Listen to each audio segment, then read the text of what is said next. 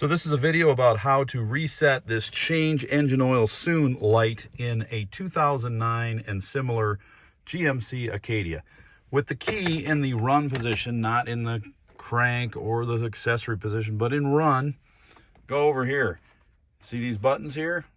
This is how you're going to get between the systems. So if you were to push the road button there, it's going to go to odometer, which is 134,000. You go back over here and is it vehicle information, little car and then an I.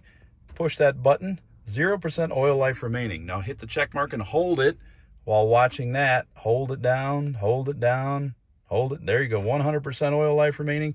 That is it. So simple. Turn the key back off.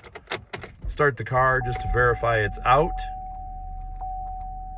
100% oil life remaining. You're good to go. Now you can cycle through your things like your vehicle information. Check out your other things if you want. Tire pressure, all that kind of stuff.